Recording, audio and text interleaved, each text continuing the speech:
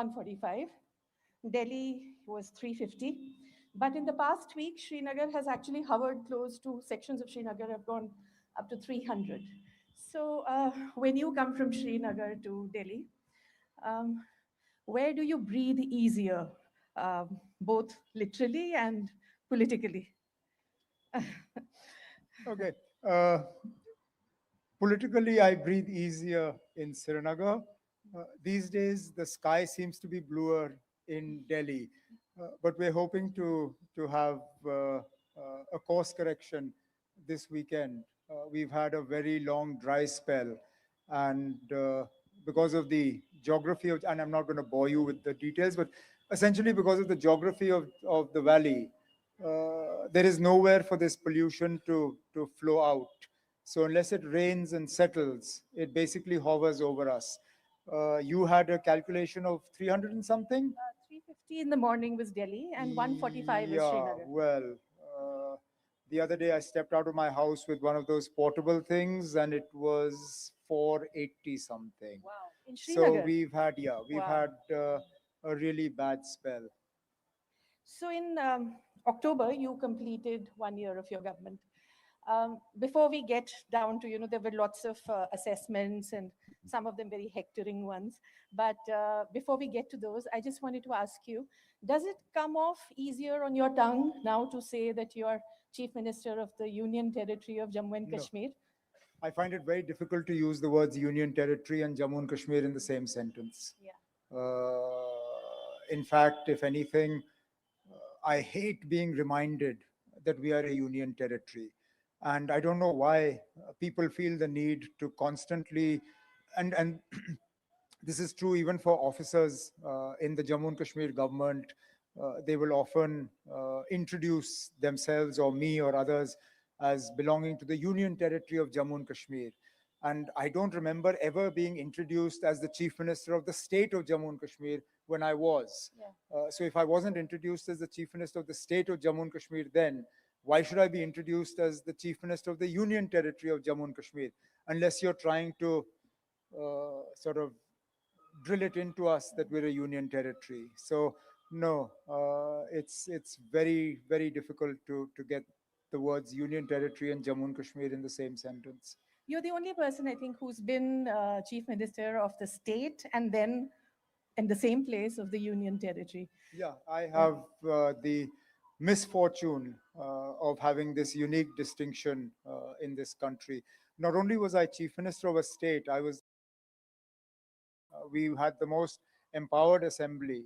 We had our own constitution, we had our own flag, and from there to now be chief minister of a union territory with far less powers than any other state chief minister would have is very difficult to reconcile oneself to.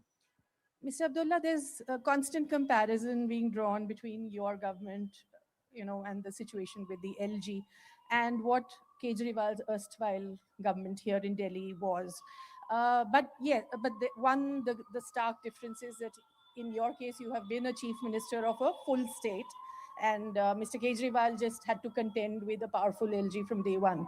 But, the other difference, the very big difference is that Mr. Kejriwal got into this whole power sharing arrangement with a very antagonistic approach, or at least a confrontational approach. You didn't. Yours was much more conciliatory. You've drawn lots of criticism for it as well. But what I want to ask you is, did the change of approach lead to a different outcome 1 year later, or is it the same kind of, you know, I attrition? Well, in terms of the relationship between the government of Jammu and Kashmir and the government of India, other than a couple of major issues on which obviously we haven't made as much progress as I would have liked, particularly on the restoration of statehood and pending that our business rules being approved. Uh, Government of India has been sort of well disposed towards the government of Jammu and Kashmir and towards Jammu and Kashmir. So no complaints there. Unfortunately, the same has not been true in terms of our working relationship with the Lieutenant Governor. in spite of the fact that he has on numerous occasions publicly said that he is only responsible for security and law and order, and everything else is the domain of the elected government. That has not translated on the ground. I can name institutions that should ordinarily have transferred to the elected government that haven't so far. Can you give us some examples of things that you The wanted to do but couldn't? well, the J&K Power Development Corporation. I am the power minister. It's a corporation that is part of the ministry, but the lieutenant governor is the chairman of that corporation. Shouldn't be. I was chairman of that corporation when I was chief minister. We have two universities, Jammu and Kashmir.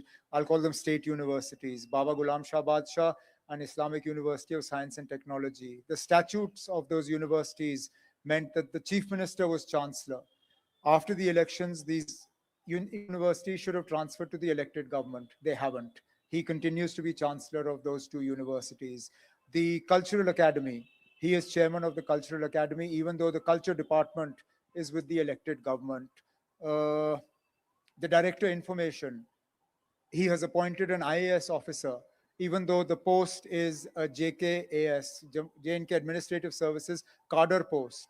But to deny us sort of control over the information department, he has put his own person in there. And most recently and surprisingly, I am the tourism minister.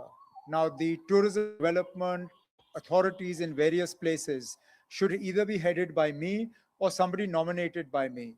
But he continues to hold on even to tourism development authorities. He's called a meeting of the Gulmarg Tourism Development Authority on the 21st of December.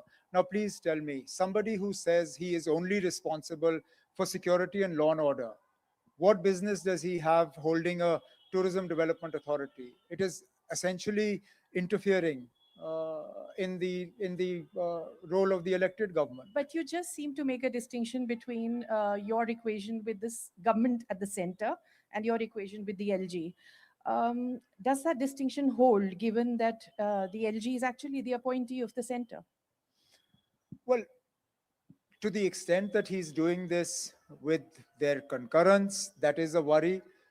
But I'm drawing the distinction because, in most other respects, the government of India has actually been very has conducted itself in a way in which they've left me with very, limited scope to complain.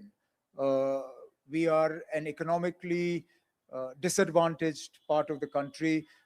We don't earn as much as we spend on governance. Now, it would be very easy for the government of India to bring my government to its knees. All they had to do was choke us of funds at the end of the year. But they actually did the opposite of that. They gave more money to my government at the end of last year than was actually part of the budget. And I have every hope and expectation that the same thing will be done this year as well. There was a scheme that post-COVID government of India announced called the Special Assistance Scheme for Capital Expenditure for States. It wasn't made applicable to union territories. Now, this was a scheme, or is a scheme, whereby you get money as an interest-free loan repayable after 50 years. So essentially, it's free money for states to spend on capital investment. This wasn't available to us as a union territory. But because I asked for it, and they saw the logic of what we were asking for, they extended it to Jammu and Kashmir and then other union territories as well. So my point is that they could have been difficult with us. They could have been more difficult with us, but they haven't been. But these ticklish issues that I've pointed out, they do remain. But in the end, these are the smaller issues. The big issue is statehood. And on that, they've kept you hanging, Yeah, haven't they? as I said, that's why I said that on the main issue of statehood, that has been, it's a matter of disappointment. We keep being told that at the appropriate time, but nobody tells us how they will assess what the appropriate time is. Tell us what the goalpost is. Tell us what we have to do to bring Jammu and Kashmir to the point where you can say that, yes, this is the appropriate time. Is the appropriate time when the BJP is in power in Jammu and Kashmir? If that's the case, then tell us. Then tell us, be honest with us. Tell us that, look, until BJP is in power in Jammu and Kashmir, statehood will not be restored. Then the people of Jammu and Kashmir are free to make their decision in the next election. We're not going to bring the BJP into power in this assembly. They're going to spend this period in the opposition. But in the next assembly election, then the people are free to make the choice. But my point is that uh, we were told, the Supreme Court was told, Parliament was told, the people of India were told that this is a three-step process: delimitation, election, statehood. Two steps have been completed. Why are we being made to wait for the third step? So is this something that you keep raising with the center? What are the kind of conversations that you're having with the Well, center on I this? mean, this conversation is a continuing one. There has not been a public occasion with the Prime Minister or a senior minister of the government of India where statehood has not been mentioned. No conversation of mine with the Prime Minister, Home Minister, or other senior ministers has happened without statehood being mentioned. My three newly elected Rajya Sabha members from Jammu and Kashmir went and met the Union Home Minister yesterday, and one of the main things they talked about was statehood. And the sort of answer we get is yes, it's happening, we're doing it. But again, publicly they say at the appropriate time. And I come back to the point I made earlier. Okay, fine, at the appropriate time, please define for us what is your yardstick for appropriate. So at least we have a goal to work towards. I mean, you're in a newspaper. Your goal is your circulation. You know that these are the number of newspapers you want to sell in a day on your digital platforms. That's the sort of reach you want to have. So you have your goals, you have your targets. If I have to be told that statehood at an appropriate time, then please give me a target so I can work towards it. Otherwise, it's just vague. But I mean, the irony is that this kind of attrition that's not leading anywhere, comes at the after an election which saw a record turnout. So there were very great expectations. So many people, exhibited their trust in the electoral process. It was a very emotional election for you because you had lost in the 2024 election, the Lok Sabha election. And I remember that seeing videos of your campaigning for the assembly election, in which you basically you were telling the voters that my honor is in your hands. That was My, that was one speech. That was one yeah, speech yeah, and one place, and that was yeah, particularly because it was my own constituency. yeah. But yes, I mean it was a difficult election. It came on the back of a huge setback that I myself had gone through with the loss in the parliament Yeah. election a few months earlier. So it wasn't easy, and plus it was the first assembly election after the The momentous changes abrogation. of Yeah, yeah. 2019. So we really had no idea how it was going to go. And your national conference manifesto was titled Dignity, Identity, Development. And it said that it's not just a document, it's a roadmap to reclaim the dignity and honor that has been the cornerstone of our identity for generations. So, given this kind of charged context, the great expectations, 1 year later, now when you look ahead, but you still have 4 more years, but when you look ahead, what do you see? Well, I hope that we will make progress on, as I said, the main issue, which is statehood. In the interim, we would like to see more done on the business rules so that areas that I highlighted for you just now can be done away with. Uh, we, unlike the Delhi Union Territory or Pondicherry, we are not governed by the Union Territory Act. We are governed by our own J&K Reorganization Act. And therefore, our situation is very different to the situation of Delhi, Pondicherry, and other union territories. So that would, for me, that would be the biggest one. And once that is done, then a whole host of these other smaller problems just disappear. Your critics have said that you have not been aggressive enough or assertive enough vis-a-vis both the LG and the center, and that you have, in some sense, normalized the disempowerment. Um, what would you say to this? I wouldn't say anything. I wouldn't say anything. Uh, I have not been silent on any of the issues that matter. If I had to be a part of the disempowerment, then I would have sat here and smiled and told you that everything is great, there are no problems, and life is absolutely fine. The fact that I haven't done that would suggest to you that it is not business as usual, and I am not silent on the issues that matter or are of concern to people. You've always made the distinction between your relationship with the government of India and your relationship with the BJP, that there is a difference between the two. 1 year later, is it easier or is it still difficult to explain this distinction in Srinagar, No, in absolutely not. Kashmir? It's not difficult at all to explain the distinction, and people see it. They saw in the recent by-elections in the Jammu seat, we were the only political party that put up a candidate against the BJP in that election. Similarly, we are the only party that takes the BJP head on issues both domestic, I mean, J&K related or at the national level, and we will continue to do so. So, you say that you are dealing with the government of India, but now the government of India is of the BJP, which has a certain project of nationalism.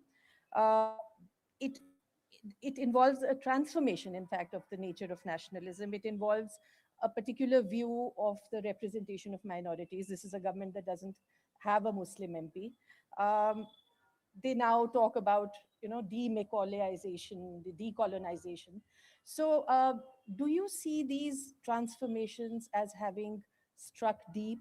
Do you worry about what it would mean for Indian pluralism? I think all of us should worry about what these sort of things mean. An India where an elected chief minister can pull off the face covering of a young woman on a whim and not face any. You're talking of Nitish Kumar. I'm talking about Nitish Kumar and not face any major blowback is deeply distressing. I mean, nobody, but nobody should do that. And would he do that to a woman who was covering her face with a gungat? Would he go to, let's say, somewhere in Rajasthan, Haryana, and do that to a woman there? But he felt very comfortable doing it to a Muslim woman in his own state. I think it's symbolic of the transformation that you're talking about, and it's not a good thing. I mean, the fact that an entire population feels disempowered because they have no representation at all in the treasury benches, much less in the government of India, is again something that we should sort of be.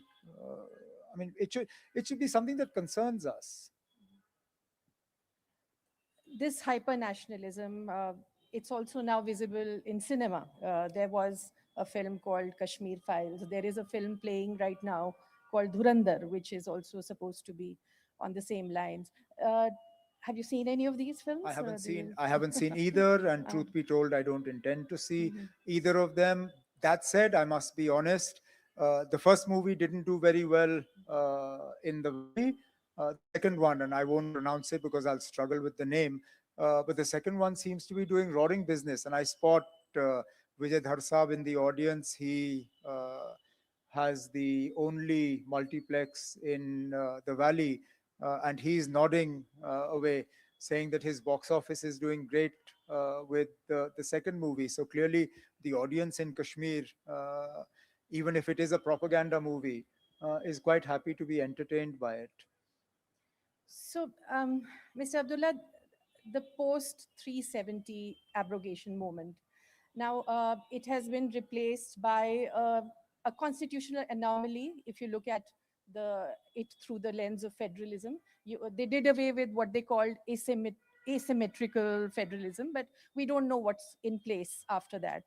Um in another sense, you have actually pointed out many times that whether it was separatism or it was unemployment or it was Pakistan's impact in Kashmir, the doing away of Article 370 was supposed to be this one-stop solution, and it hasn't turned out like that. But I want to ask you something else. I want to ask you, among the people, uh, do you think the people of Kashmir have moved on from that August 2019 moment? And if so, what is your sense? Is there a sullen acceptance? Is there more than that? What do you see among the people of the post 370 moment? Look, I mean, if by acceptance you mean that people aren't coming out on the streets every day and protesting against it, that's true, they're not. But does that mean that they have now sort of willingly accepted the changes that have been made? No. If they had, then perhaps the BJP and the parties associated with the BJP would have done significantly better in the assembly elections last year.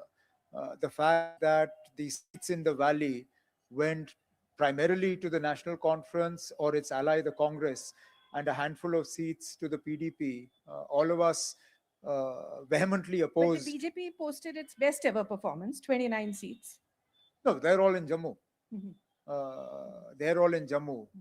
Jammu has been a lot more accepting of the changes. Even there, while you won't hear voices about 370, you will definitely hear voices about statehood and the disempowerment of people there. No, but I'm drawing I mean, the acceptance that you are looking for is more from the valley, Yeah. but it Yeah. not there. No. So how would you characterize the people's mood?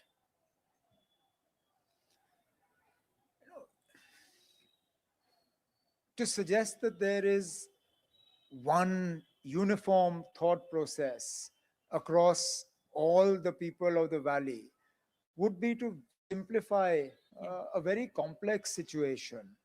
So, no, I mean, there is that constituency that doesn't accept Jammu and Kashmir as a part of India, period, regardless of 370, no 370. Now, that's one part of it. Then there's the constituency that quite happily identifies itself with the BJP. They have a handful of office bearers, people who are happy to be seen at their programs and wave their flags. And then there's a large group in the middle that is deeply unhappy with the change that was made, but also know that there is no short term solution to what has happened. And the only thing they can do is hope for the best in the days ahead. Do you worry about radicalization? But I think radicalization in certain quarters is a reality. We saw it play out in the blast in Delhi. Delhi. But to have a hyper nationalist agenda in the rest of the country, or to now, I mean, look at the way in which the BJP reacts to things in Jammu and Kashmir. You have a medical college that is part of the The Vaishno Devi, yeah, yeah. Mata Vaishno Devi University. Now, admission to that medical college is simply on the basis of the NEET exam. Yes. There is no other way to get admission. Now, out of 50 students, 40 plus turned out to be Muslims, one Sadar, and I think 6 or 7 Hindus. The BJP were up in arms. Yeah. That ye mata ka paisa hai, in logon pe kyun lagega? Now, if you're going to now start deciding medical college seats admissions on the basis of religion, And it's not a minority institution. it's not. Yeah. If they had taken minority status, nobody would have questioned this. But they didn't. They signed on to the NEET exam. These children qualified on the basis of their merit, but you want their seats to be decided on religious grounds. I mean, look at the storm yesterday or day before yesterday on the composition of the football team for the Santosh Trophy, because the majority of the players selected for it happened to be Kashmiri Muslims. Now, an inquiry has been ordered to determine whether the team was selected on the correct basis. I can assure you, if the majority of the team players had been non-Muslim, none of this would have happened. So when you have incidents like this, how can you expect that there will be a complete absence of any sort of reaction to that? There is a reaction, and that reaction manifests itself in an element of radicalization amongst the section of the population. You mentioned the Red Fort blast. So after the Red Fort blast, there was a bulldozer action against, the family home of the suspect. You spoke against it. And in fact, the Supreme Court has spoken against what is called bulldozer justice. This kind of collective punishment and instant punishment. Uh, but also after the Red Fort blasts, there has been anecdotal evidence and there have been reports about Kashmiris, now even educated Kashmiris, finding it even more difficult to find houses on rent in other parts of the country.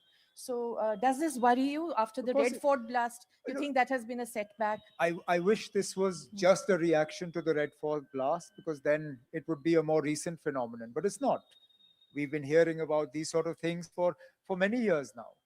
I have nephews who are studying outside of Jammu and Kashmir. I'm not going to say where, but they've struggled to find PG accommodation and stuff like that. I know for a fact that as part of the NCR territory, one city issued an order asking for Muslim employees to be identified in the businesses or corporations that are operating there. So, I mean, this and the order was, I mean, actually, the wording of the order was even more worrying. It said foreign nationals and Kashmiri Muslims. So you're effectively saying that foreign nationals and Kashmiri Muslims are considered The in the same. same category. So you're pushing an entire community to the sidelines, where the actual guilty party are a handful. And you talked about bulldozer justice. I mean, where does it work? I mean, you did the same thing after the Baisaran attack earlier this year. You went out and started blowing up homes. If I'm not mistaken, about 10 homes were blown up. Okay. Subsequently, you found out that there was no Kashmiri involvement in that attack, barring one person who helped them. They were all from across the border.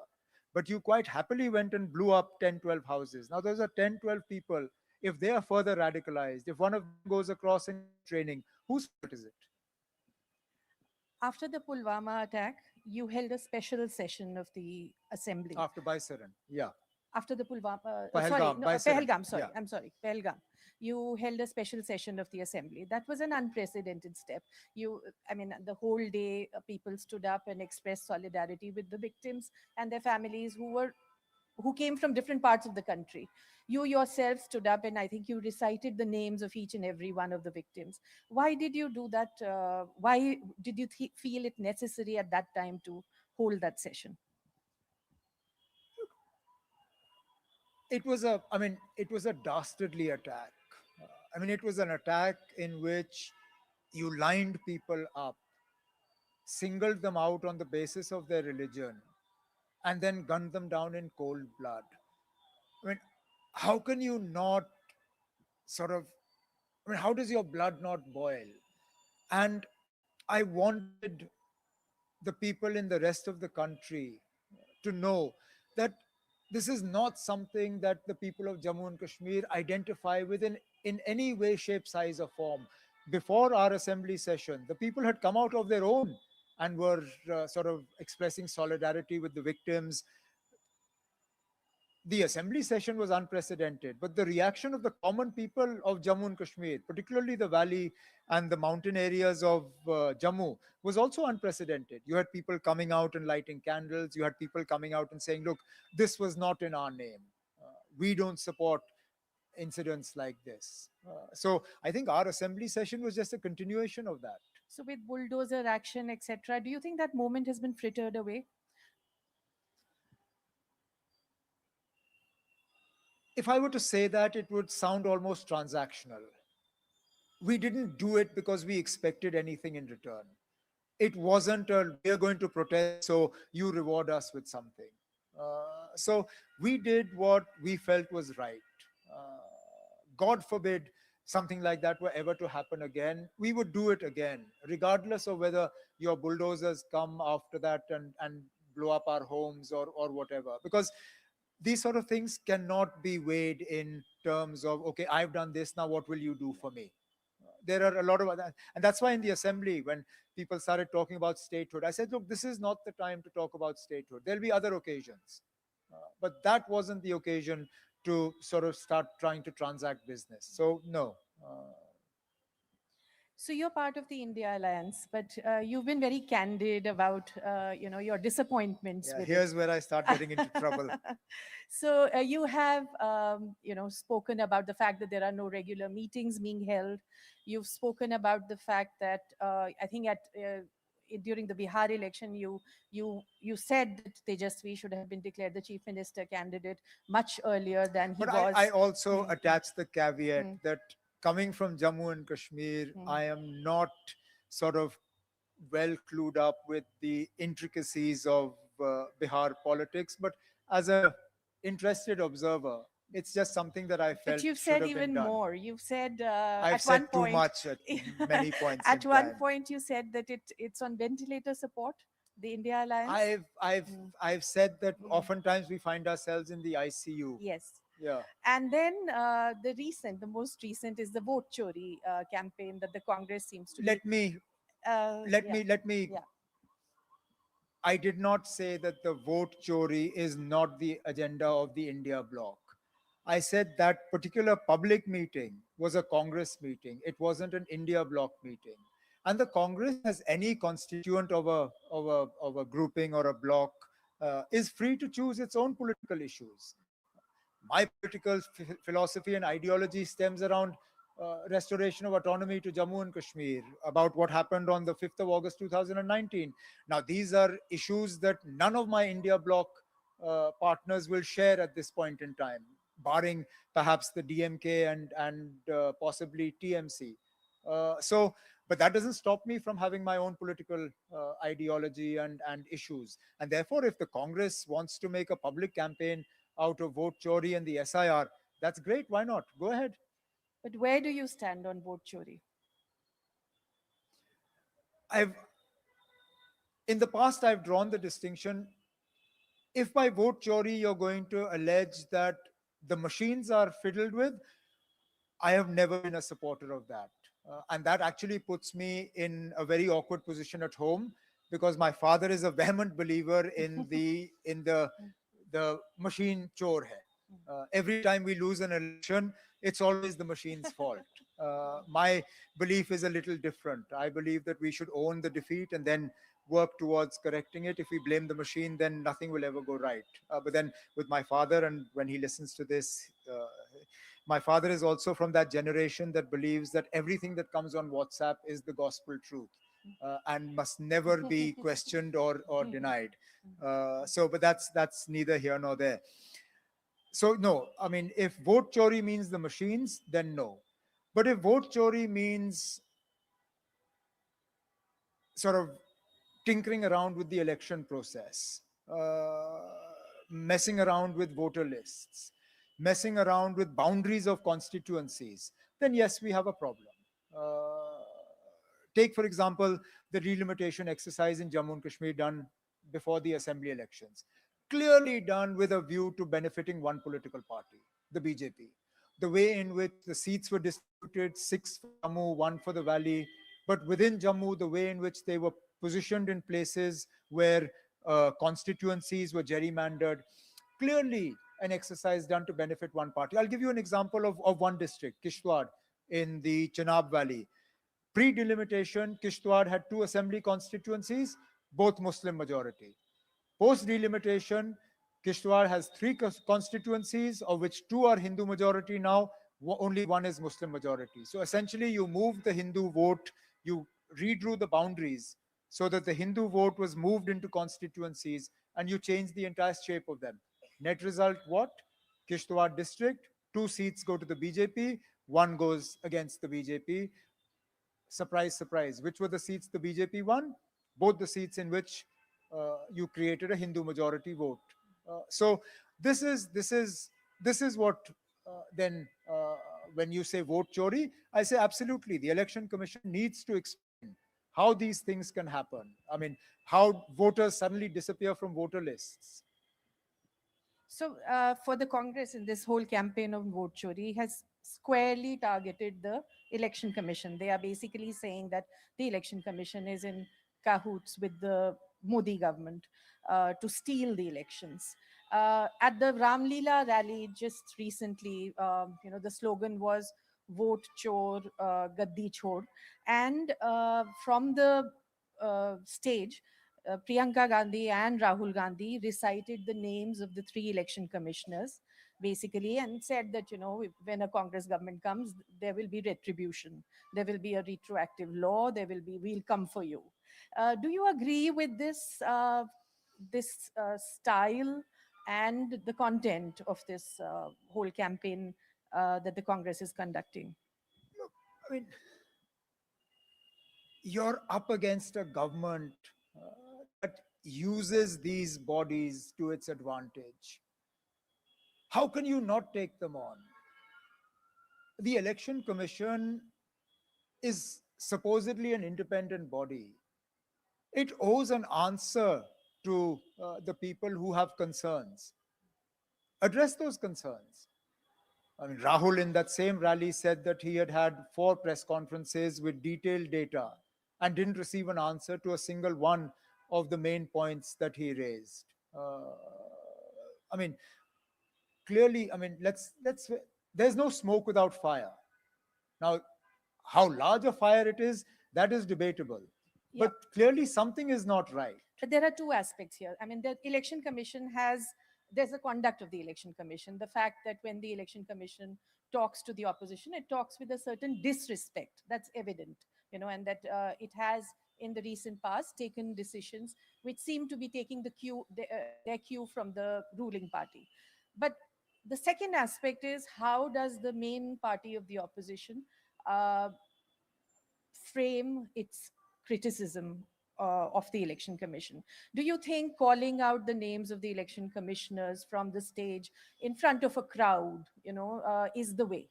Look, I'm not going to sit here and poke holes into either what Rahul said or what Priyanka said.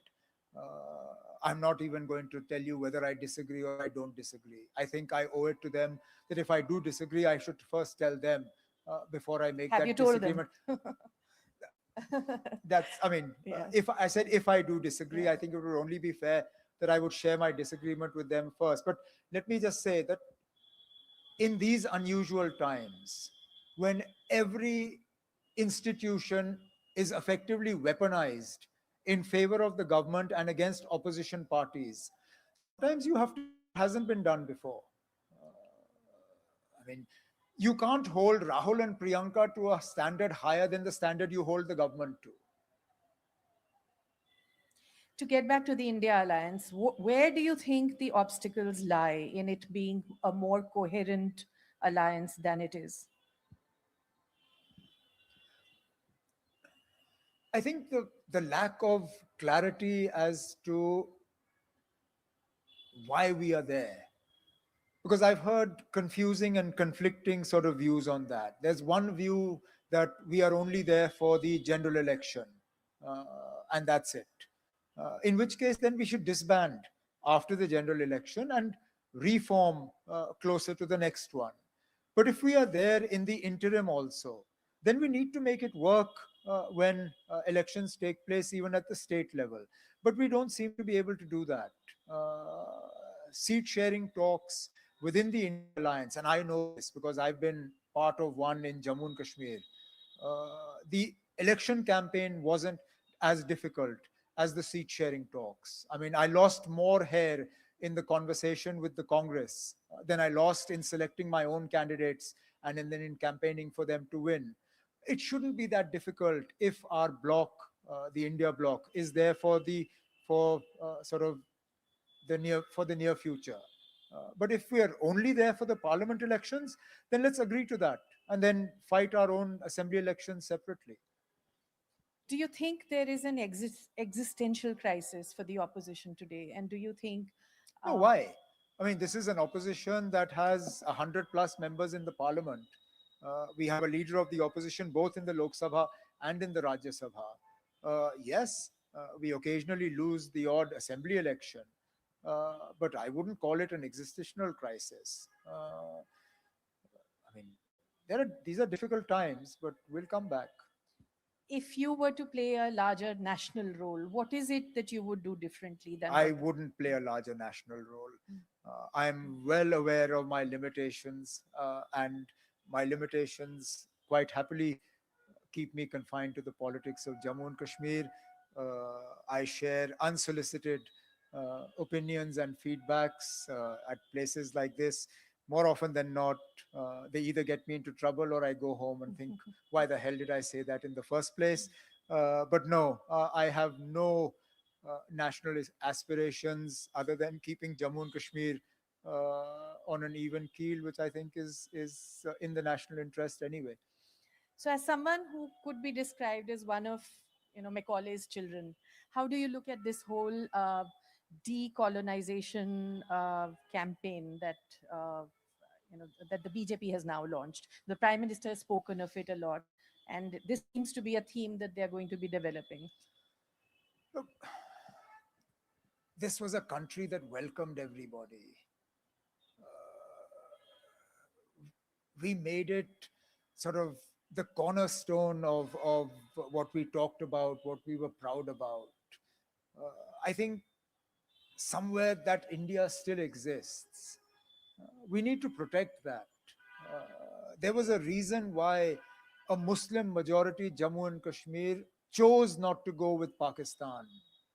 Uh, let's not forget what that India was.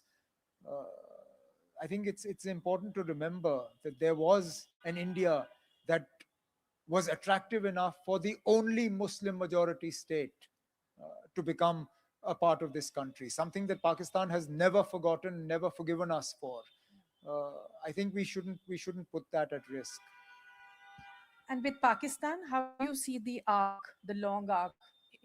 Because Kashmir, there will be consequences of whichever direction the relationship takes between India and Pakistan. The direct consequences are in Kashmir. So after Operation Sindoor, now when you look ahead, there is a freeze right now. There is no dialogue. What what do you want to happen there? Well, when incidents like Delhi keep happening, it's difficult to imagine a normalization of relations. And when the army chief keeps giving himself more power in Pakistan, who is the government of India to talk to anyway? I mean, even if I were tomorrow to advocate a dialogue between the two countries, please tell me what purpose would be served by Prime Minister Modi talking to Prime Minister Shahbaz Sharif? None whatsoever. Uh, all power clearly rests with Rawalpindi. I've always said that at the end of the day, dialogue is the way forward. Dialogue requires a conducive environment. That conducive environment is not just the onus of India to create conditions conducive for a dialogue. Pakistan has a huge responsibility, whether it's making sure things like Baisar and Pahalgam don't happen, making sure things like Delhi don't happen, making sure that those responsible for 2611 are brought back to this country and are brought to justice. These are things you can't just wish away. So yes, I have always been an advocate for dialogue, but in creating conditions conducive for dialogue, the onus doesn't just rest on the government of India. In 1998, you were 28 when you became, I think, the youngest MP. I So, wasn't the youngest MP. I hmm, think that privilege still in that assembly went to Mr. Omar Kapang, who was briefly, if you remember, MOS Tourism mhm. in Vajpayee Saab's first government. But I was probably the youngest minister in Mr. Vajpayee's government the next time around. So a lot has changed. Well, The yeah. people have changed, audiences have changed. Do you think politicians haven't kept pace? Do No, you, why would you say that? I think we've kept pace. does it worry you? There's AI now. In this year, in fact, I think it was Albania which had an AI Yeah, minister, a minister. yeah, yeah. So I think her name was Diela. Yeah, she had a Yeah, very yeah. difficult to pronounce name. Yes. Yeah. So, do you see a future where even politicians can be replaced? Well, the way in which I understand AI has started lying now, I think AI is a fit place for politicians. And Mm. politicians are I mean, AI is a fit replacement as well. Because I understand now, AI no longer tells you that it doesn't know the answer, it invents facts so that it can give you the answer. We politicians do that as well. You will hardly ever find a politician ask the question and the politician will tell you, I'm sorry, I don't know anything about that. Because if we don't know anything about it, we'll waffle on and tell you something or the other, whether you've asked us that or not. So I think as politicians, we should worry that if AI becomes so good at telling fibs, our jobs might be a bit threatened. I'll ask one more question and then we'll open it to the audience. So, in this age of increasing polarization, do Does it worry you that the middle ground is not being occupied or claimed or created? Uh, No, I think there are still a lot of political parties that are holding on to that middle ground. Most of them these days are constituents of the India bloc. Uh, we may lose the odd election, but at least we've not surrendered that space. At least there are enough of us, top to bottom, who are still fighting to keep that India, the one that I talked about, that idea of India alive, even in these difficult times. we'll open it to the audience now. Can I ask Mr. Vijay Dhar to ask the first question, please? No. I think the Can somebody get the mic mic is to him? behind. Yeah, Yeah. yeah, yeah. I think you've answered most of the questions that I was thinking of asking. And I must appreciate that you were very honest. How much trouble you'll have at home and otherwise, that's had to be seen. However, to digress a little, I have a lot of interest in education. Now, Jammu and Kashmir declared education compulsory in 1951. And after 70 years, we are still struggling to have an elementary teacher training program. That's one. Secondly, what is your vision of the education in future? I'm not talking about 5 years, I'm talking about 3 years. In the next 3 years, what would you do in education and how will you cover up the gap in technology? Because we don't have trained people there. So we have to train that also. Well, I think your point about teacher training is well taken, and it's something that we're actively trying to address.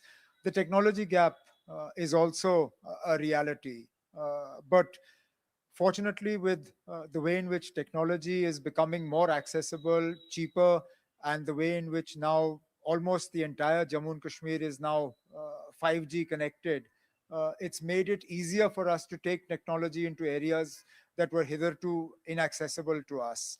Uh, what would I like to see in 3.5 years that I've got left? I'd like to see government schools come up to a level where parents would willingly pull their children out of private schools. And no disrespect to yours, it will. I think it will still remain the preeminent school there, but where parents would willingly pull their children out of private schools and put them into government schools. Today, it's the reverse. I would like to see more private participation in higher education. Today, in Jammu and Kashmir, barring one or two institutions, higher education is solely the preserve of the government. We have no private universities, hardly, I think, one or two private engineering colleges, two private medical colleges. I think there is a big opportunity available to us to bring in more private sector players into education so that the field opens up. So we've got 11 universities in our state. Barring Agriculture University, no other universities produced a paper, whether it's the fault of the Well, government. I think the Kashmir University and Jammu University would perhaps vehemently argue with your sort of belief that no papers have been produced. A lot of work has been done in terms of research, in terms of patents, in terms of employment generation. You know, and I know we have a huge problem in Jammu and Kashmir in unemployment, and unemployment is not going to be solved through government jobs. So we are working very closely with the universities to try and do more to create a culture of entrepreneurship in Jammu and Kashmir, linked to what you said: research, papers, and patents. That was a nice way of digressing as a good politician. Thank you so much. Well, as they say, you ask the question that you want. I will give the answer that I want to give. Mr. Manish Iyer. Mr. Chief Minister, I'm well aware that Ladakh is no longer your responsibility as Chief Minister. But what do you have to say about the horrible things that are happening to Sonam Wangchuk and to the people of Ladakh generally? Do you have a view on that? Well, I certainly have a view on that. I think most sensible people would have a view on what is happening in Ladakh and would be concerned by it.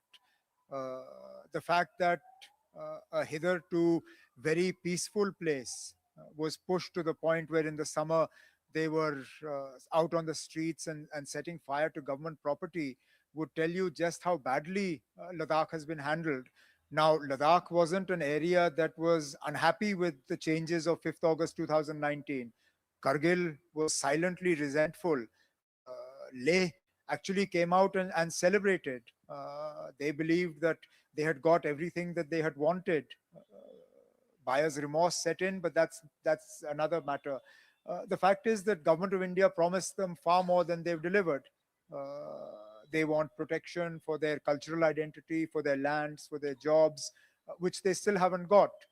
And this was after it was promised to them. So I think they have grounds for being disappointed. The way in which Sonam Wangchuk is being treated is also abysmal. I mean, the fact that you've parked him in a prison in Udaipur, sorry, in Jodhpur, and you're not even bringing him to court is I mean, it just shows how the power of the government. And this is a man who was actually with you celebrating everything that you did in Ladakh after the 5th of August 2019. Until recently, there was hardly a government function where he wasn't present. He was sort of, he was your brand ambassador, so to speak, of the changes and the developments in Leh. And to push him to the point where today you've locked him up in jail under draconian laws is terrible. I only hope that the promises made to Ladakh are kept the same way I hope that the promises made to us are kept. Prashant Solomon, please.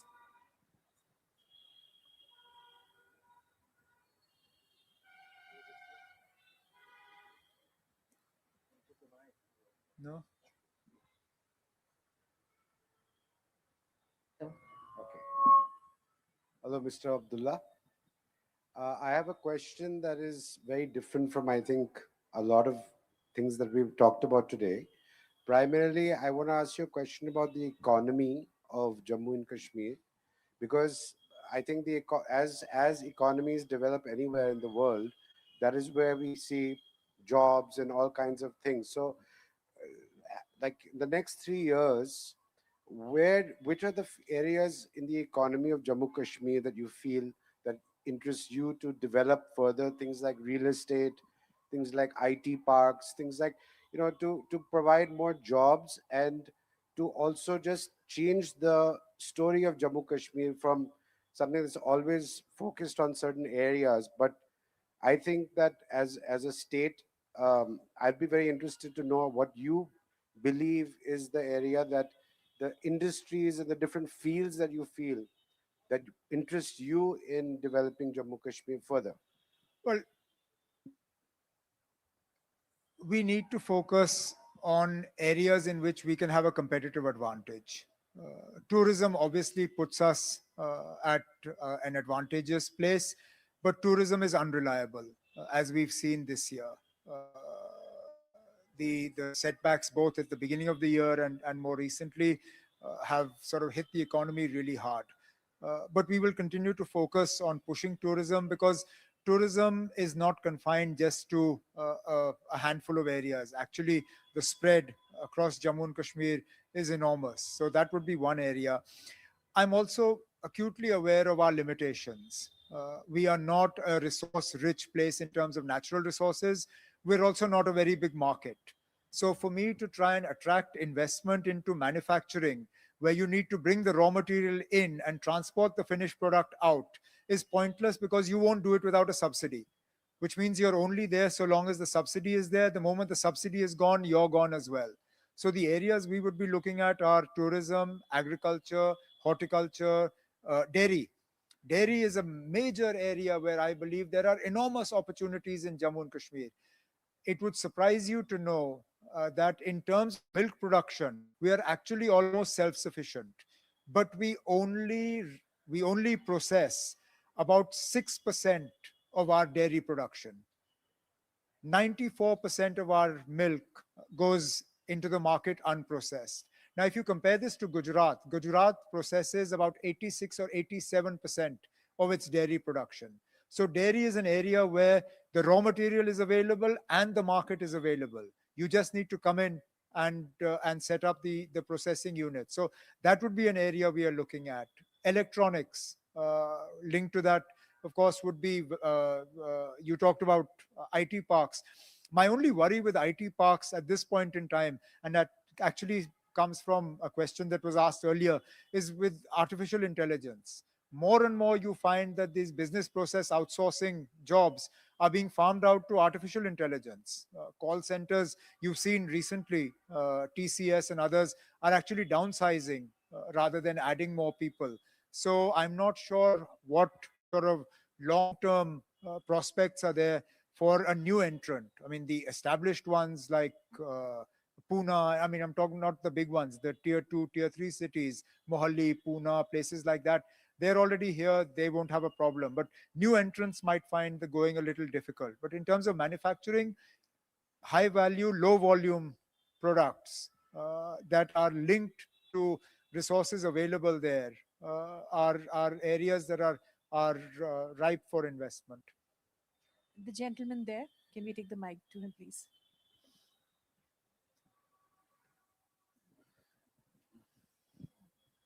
Good evening, sir. Sir, my name is Kuldeep and I am a teacher. I would like to ask question that how do you assess the central government initiative in strengthening security, infrastructure and investment in past few years in J&K? You security is in front of you. You saw what happened this year, and you saw what happened in Delhi a few weeks ago. So if after that you need me to tell you how much the security situation in Jammu and Kashmir has improved, I mean, I'll probably end up wasting your time. The fact that never in the past 35 years of trouble have we seen an attack of the nature that we saw in Pahalgam earlier this year. So that's the security situation. In terms of investment, I'm still looking for it. I heard, and again, this was mentioned in the question about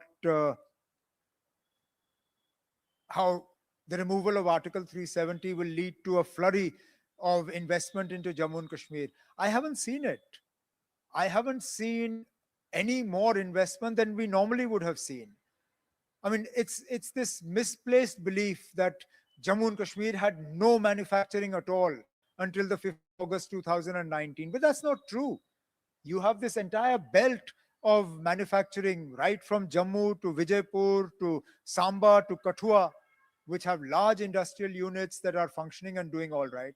Pre-militancy, Kashmir was actually, particularly Srinagar, was developing as a hub for manufacturing of electronics industry.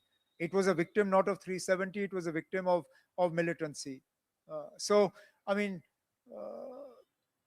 let's just say that a lot was promised, but the delivery has left a lot to be desired. If I could ask a question here, these two situations, restoration of statehood and restoration of special status, you've always made a distinction between the two. You have a cabinet resolution and an assembly resolution on each of these two. But I think your general sense has been that we can talk about restoration of statehood because that's what Parliament has promised, that's what Supreme Court has been promised. But restoration of special status is something that is not realistic with this government in place. Do you envisage a time when this government is not in place, maybe, that restoration of special status could come back onto the front Well, burner? I'd like to believe it can come back onto the table and be talked about. Why not? Why should we assume that the situation we're in today is a situation that will persist in perpetuity? Things change, situations change, moods change. Why could that not change? I fully understand that today the mood might not be for that, but who knows? I mean, No, the mood where at the center. No, I'm saying the mood generally. The mood generally amongst the electorate, amongst the people, amongst the intelligentsia, amongst the opinion In makers. Kashmir or No, outside Kashmir? In Outside. Kashmir. Look, in Kashmir, they'd grab it tomorrow if they could get it. But they know they're not going to get it tomorrow. I'm talking about generally. I mean, there were a lot of, even in the audience here, a lot of like grudging shaking of the heads rather than enthusiastic nods. Yeah. But that's okay. We're used to that. But look, our job is to talk about the issue. But you don't talk about restoration of special status. Who doesn't? You don't. You You didn't talk ask about me. statehood. You didn't ask me. No, I mean in your other interviews. No, Yeah. every time I'm asked about it, I talk about it. In fact, sometimes I volunteer So it. tell us about the restoration of special status. How What would you important like is to know? No, how important is that? Are you raising it in your conversations with the center? What This would be the center? purpose of raising it in a conversation with them? I mean, look, I am not given to fooling people. And I've always made this point that it is pointless asking the people who took it away from us to give it back to us, because at no point have they indicated any willingness for that. That said, we are not silent on the issue. I'll point only to yesterday's speech made by my Rajya Sabha member in the parliament yesterday, in which he was very forceful about the fact that we don't agree with what was done, and we will continue to raise this issue. So what are the conditions under which you think this could happen? The restoration of special status, I'm talking of, not of statehood. Well, obviously, it'll require a change of government in the center. It'll require a government that is better disposed towards us than the current one. But if your sense is that it's the electorate also, it's not just the government, it's a sort Look, of... electorates also change their minds. If electorates never changed their minds, you would have one government that never went away. People change their minds, thinkings change. I mean, 370 was made an issue for the country. It can be unmade as well. It just depends how you go about it. Is this on the India Alliance's agenda? Nope. No, it isn't. Let's be realistic. It isn't. And that's fine. I fully understand in the circumstances that we are operating under today, I would not expect Rahul Gandhi to stand up and say he supports this. He wouldn't. And I don't expect him to. I'd like him to win an election first before I can have this conversation with him. And in this current environment, in this current mood, he's not going to win if he stands up and says that. So I'm nothing if not realistic. I think this realism also gets me into trouble because sometimes we politicians are supposed to be more idealistic. I'm sort of more ground in reality. So be it. The lady there, please, and also the gentleman there. Then we come to the lady here. My name is Qurban Ali, and Mr. Chief Minister, I have two questions. Recently, you said there was a statement of yours that if the statehood is not granted, you will resign. So is there any deadline for that? I didn't say that. I said there's a finite timeline to everything, and there would be a finite limit to my patience as well. I didn't quite put it as categorically as you did. I am trying to teach myself to be a little less categorical than I used to be. Possibly 10 years ago, I would have used exactly those words, but I tend to find that your words come back and bite you in the proverbial a little later. So it's better to leave a little room for maneuver. So what I have said is that everything has a finite limit, and my patience with regard to statehood also has one. And you can read into that whatever you like. Okay, my second question is, in the recent Rajya Sabha election, there were allegations that you were having some kind of understanding with the BJP. Is there any truth in it? Look, allegations are a dime a dozen. They're the easiest thing to make. It's even more easy when you don't have to prove them. The fact that we won 3 seats, including defeating the BJP in 2 seats, how would that be an understanding? An understanding would have been if we had done this without an election. If I had quietly gone to the Union Home Minister and said, Sir, election mat karaiye, aap ek le lijiye, hum 3 le lete hain, chup kariye. We had an election.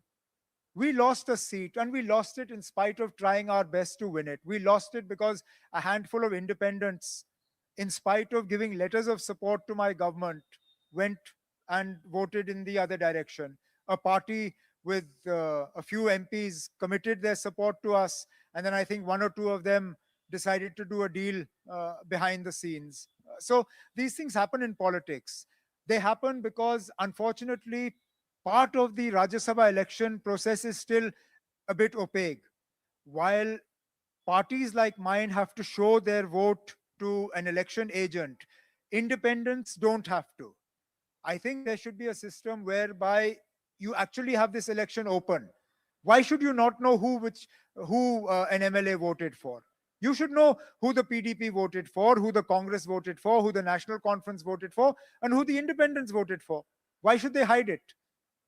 At least this will do away with then all these allegations of money changing hands or this sort of thing, that we did a secret deal.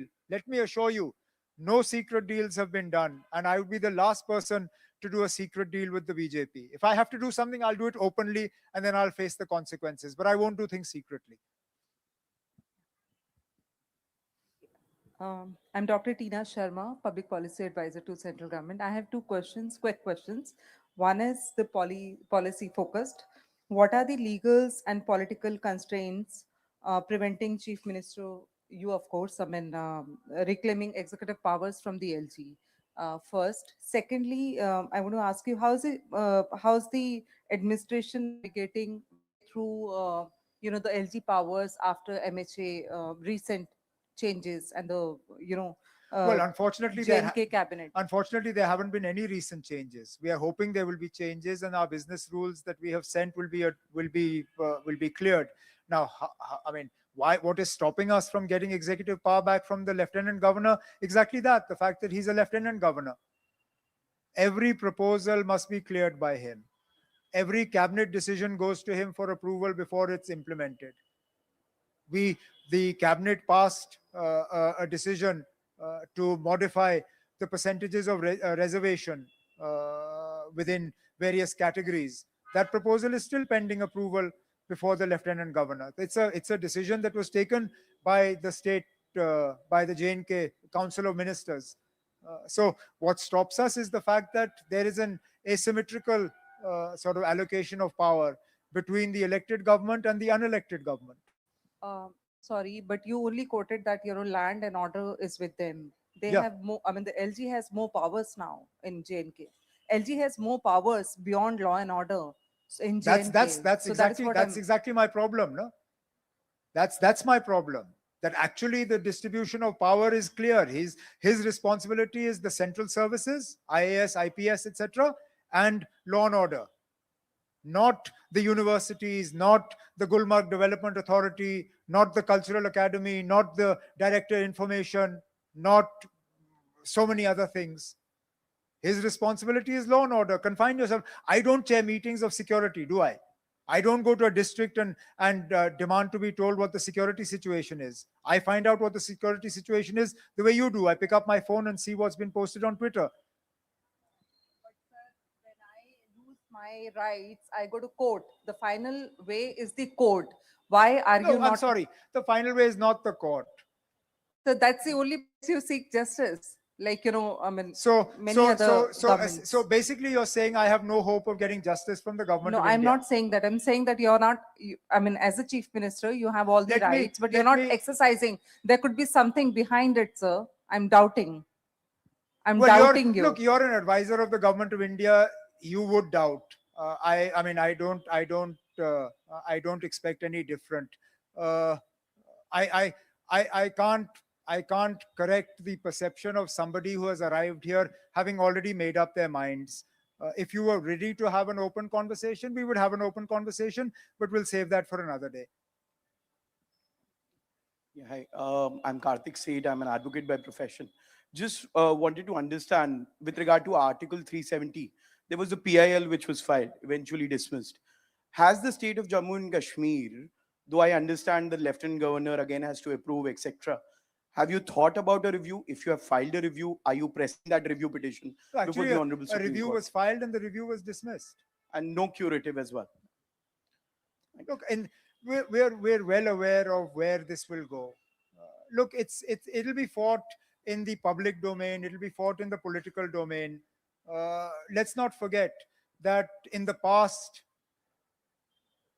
the same Supreme Court actually upheld Article 370 on 3 separate occasions. Then the mood changed and the views of the court changed. Possibly going ahead, the mood will change again. Just a follow-up question. Do you see your mood changing towards the government of India at any point of time? With regard to what? With regard to your forceful assertion on Article 370? No, why? I mean, why would that be necessary? There was a gentleman. There's a gentleman here. Yeah, here.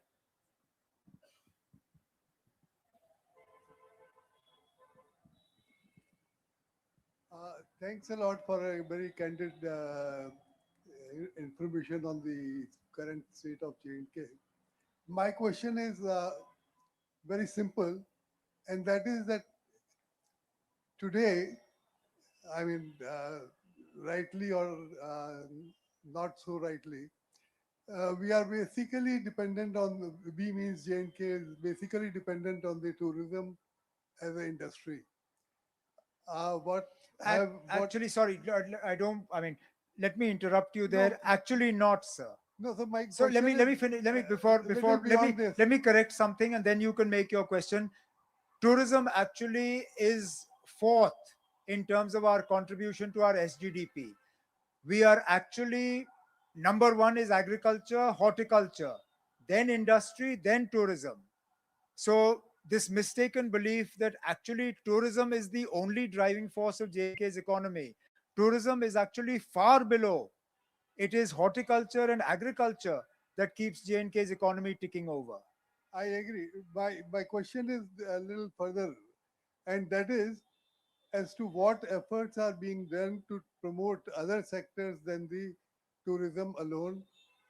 What efforts have been made by the state government in last 12 months, which are beyond what is going on, and how much support are you getting from the central government in promoting areas other than tourism? And basically speaking, uh, how are you addressing the employment position also? One is, of course, improving the state of economy of the state, and of the second is the employment. Well, we've recently, a few months ago, launched a new scheme called Mission Yuva, which is designed to sort of develop an atmosphere or an ecosystem of entrepreneurship, which is supported by government money in terms of seed capital. We've tied up with banks to make loans more easily available. We have registered, if I'm not mistaken, at the last count, more than 80,000 young unemployed people who have come forward to form part of this scheme. At last count, we had disbursed more than 850 crores in terms of seed capital money to youngsters who have set up units and have started employing people. And let me tell you that this is only the fourth month of the scheme. So in 4 months, we've disbursed about 700 crores, and that number keeps going up. So that's in regard to entrepreneurship, so that joblessness is reduced. Tourism is an important part, as I mentioned earlier, because of the spread of tourism, but it's not our singular focus. We are paying a lot of attention to agriculture and horticulture. We had a scheme for the Holistic Agriculture Development Program. I inherited it. I'm not going to claim that I was the architect of it. I inherited it, but we've grown it. We've strengthened it. We're actually looking now we're actually looking at in the year ahead, giving universal coverage for crop damage in agriculture and horticulture. Because one of the main problems we face in both the sectors is the vagaries of weather. I talked about this dry spell. Just before that, we had a huge problem with floods, which damaged a lot of crops. So focused attention on agriculture and horticulture and value addition. It's very, I mean, production will happen, but unless you build value into the production, you're not doing justice to the production that's available to you. So there's very singular focus on value addition into agriculture and horticulture, manufacturing in the areas where it is viable. The viability, as I said, stretches from Jammu to Kathua, the border of Punjab on Jammu side. Areas around Srinagar, there's a place called Lassipura in Pulwama, where there is an industrial base that is developing. So we're hoping to grow more industry in those areas.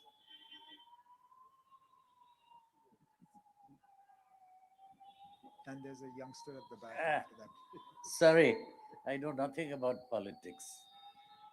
Uh, but I've been to Kashmir about 7 or 8 times.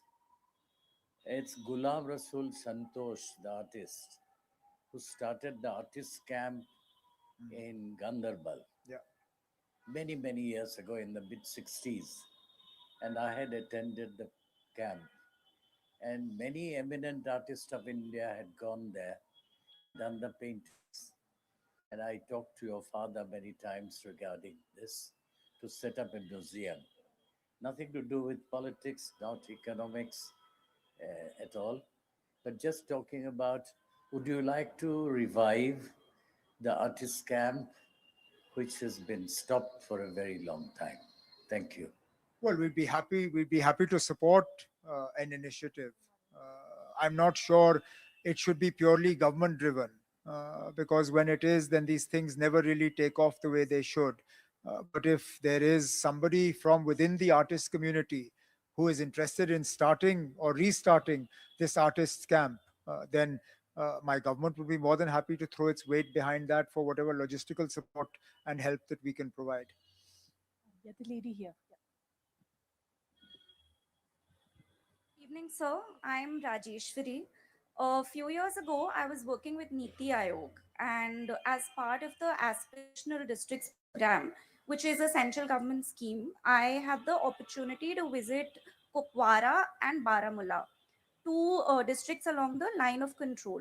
It was a monitoring and evaluation exercise covering healthcare, education, financial inclusion, and infrastructure connectivity. Two challenges stood out very clearly during my fieldwork. One, of course, was the persistent security context, and the second was the complexity of last mile service delivery in such sensitive and remote regions.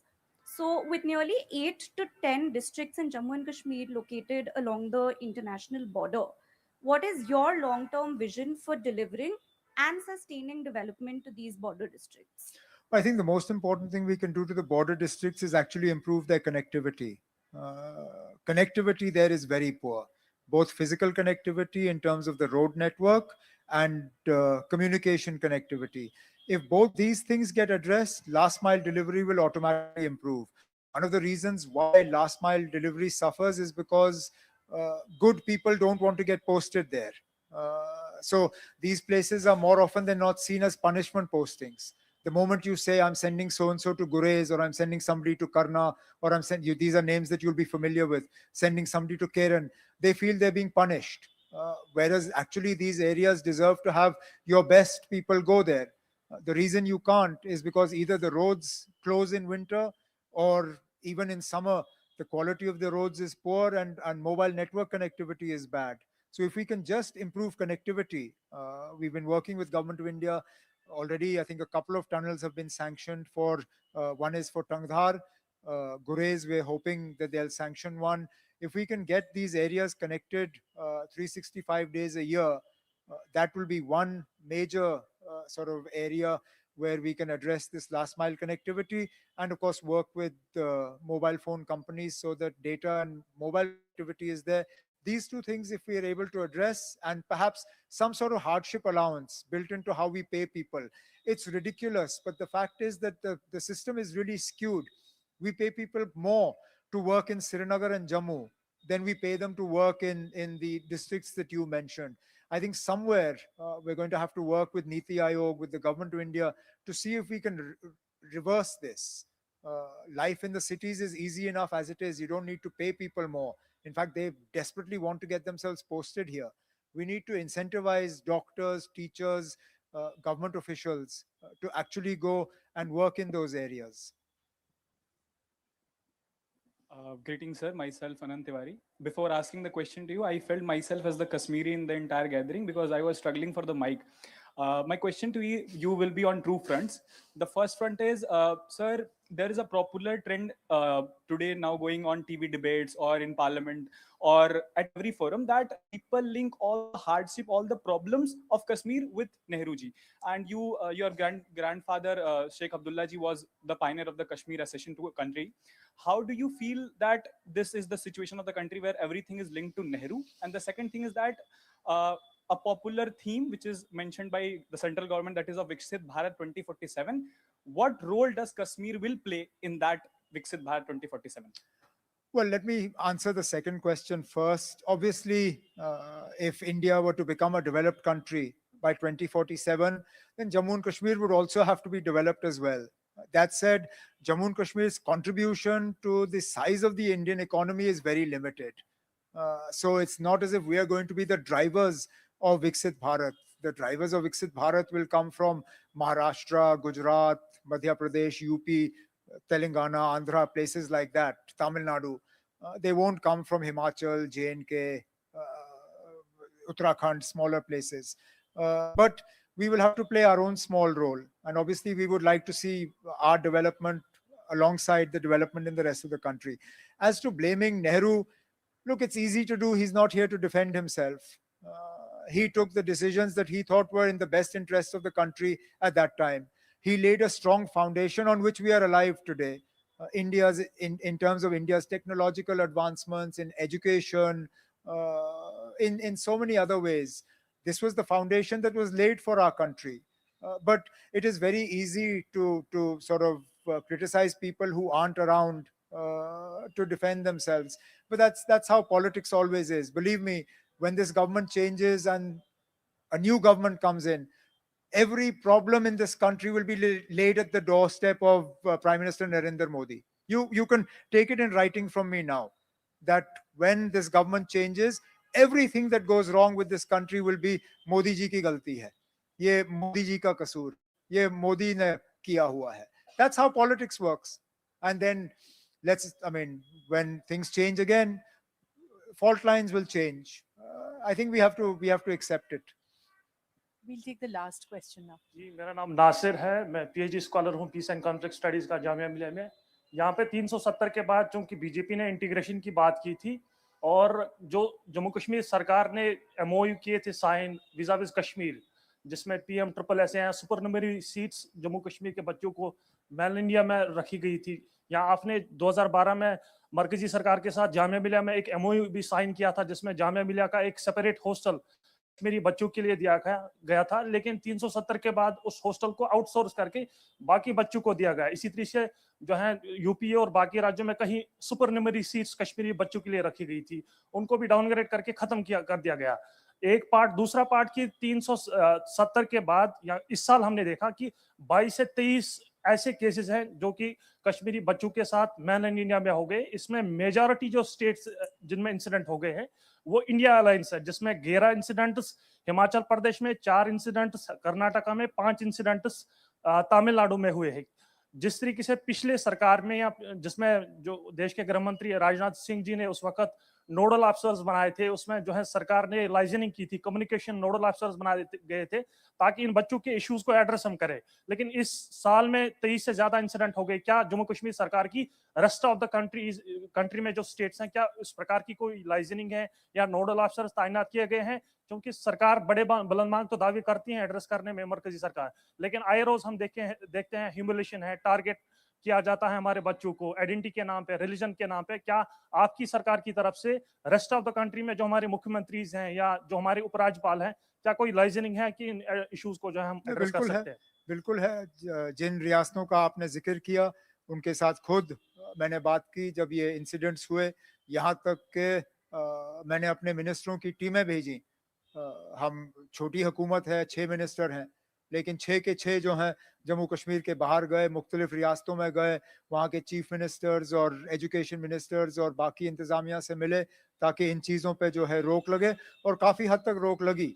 लेकिन जहाँ जहाँ ये incidents report हो जाते हैं उनको फौरी तौर हम डील करते हैं, और चीफ सेक्रेटरी के लेवल पे उनके काउंटर पार्ट, DGP के लेवल पे उनके काउंटर पार्ट, और मैं खुद या तो उस टेरिटरी या स्टेट के चीफ मिनिस्टर से बात करके उन मसलों का हल कर देता हूँ. With in the chief minister's office there is a cell that constantly monitors this. I have the chief minister's Rabita office that operates both in Jammu and Srinagar, and both have dedicated people with contact names, numbers, WhatsApp, email, etc., all available all the time exactly for this.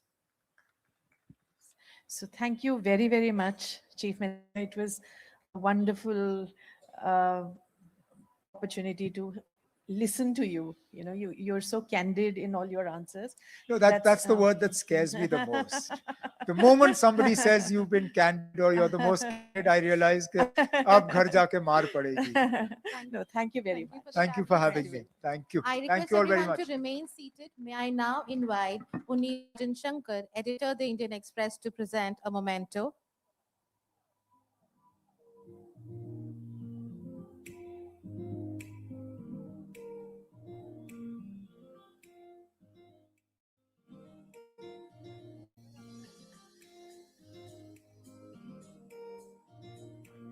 This illustration is by Shyam Prasad.